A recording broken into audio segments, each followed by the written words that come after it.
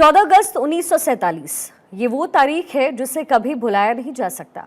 एक तरफ देश को गुलामी की जंजीरों से मुक्ति मिल रही थी, तो वहीं दूसरी तरफ इसकी कीमत देश के विभाजन के रूप में मिल रही थी। विभाजन के परिणाम स्वरूप लाखों लोग बेघर हो गए, उन्हें रातों रात पलायन के लिए मजबूर होना पड़ा। कई लोग तो ऐसे भी रहे जिन्हें आज़ादी की कीमत अपनी जान देकर के भी चुकानी पड़ी। भारत के लिए ये विभाजन किसी विभीषिका से कम नहीं थी।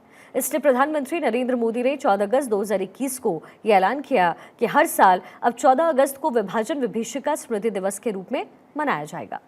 प्रधानमंत्री नरेंद्र मोदी ने सोशल मीडिया एक्स पर पोस्ट किया और लिखा, विभाजन विभीषिका स्मृति दिवस पर हम उन अनगिनत लोगों को याद करते हैं जो विभाजन की भयावता से प्रभावित हुए और उन्हें बहुत तकलीफ हुई। ये उनके साहस को श्रद्धांजलि देने का भी दिन है, जो मानवीय लचीलेपन की शक्ति को दर्शाता है। विभाजन से प्रभावित बहुत से लोगों ने अपने जीवन को फिर से संवारा और अपार सफलता भी प्राप्त की। आज हम अपने देश में एकता और भाईचारे के बंधनों की हमेशा रक्षा करने की अपनी प्रतिबद्धता को भी दोहराते हैं। प्रधानमंत्री ने एक्स पर यह पोस्ट किया।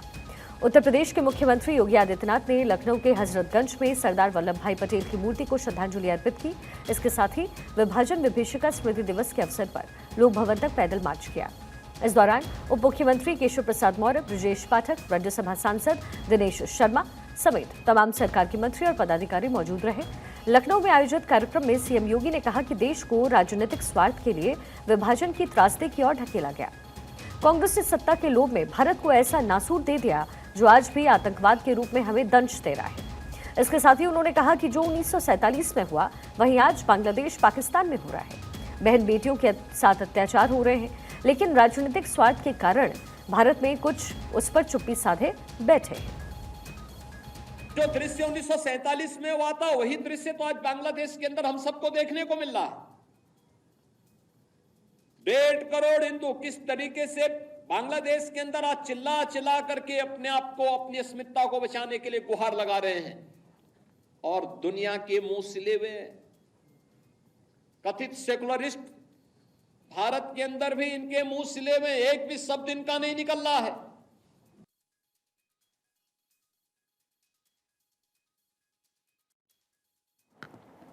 वहीं सीएम योगी ने सोशल मीडिया पर पोस्ट करके कहा कि ये मात्र देश का विभाजन नहीं बल्कि मानवता का विभाजन था।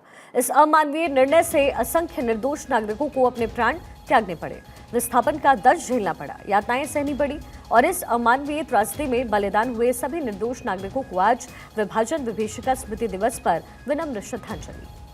वहीं हरियाणा के मुख्यमंत्री नायब सिंह सैनी ने बुधवार को विभाजन की विभीषिका स्मृति दिवस पर नई अनाज मंडी में आयोजित राज्य स्तरीय कार्यक्रम को संबोधित करते हुए त्रासदी में मारे गए लोगों को याद किया।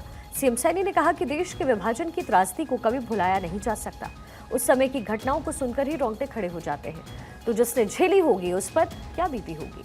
सीएम ने यह भी कहा कि विभाजन विभीषिका झेल करके भारत आए लोगों ने भूखे प्यासे रहकर हर एक क्षेत्र में अपने आप को साबित किया, और आज देश को आगे ले जाने में उनका बड़ा योगदान है। मित्रों, आज का दिन हमें बंटवारे के कारण जान गंवाने वाले अपने पूर्वजों की याद तो दिलाता है, लेकिन मुझे गर्व है कि मां के उन सपूतों ने किसी का भय नहीं माना, किसी लालच में नहीं आए, और अपने देश, धर्म व स्वाभिमान को तरहीज देते हुए दर दर की ठोकरें खाना स्वीकार किया। भूखे प्यासे खाली हाथ मेहनत की और फिर से अपने आशियाने बसाए। यही नहीं, आज यहाँ गए वहां की खुशहाली और समृद्धि में उल्लेखनीय योगदान देने का काम कर रहे हैं। अपनी मेहनत से उस इलाके को आर्थिक रूप से समृद्ध करने में महत्वपूर्ण भूमिका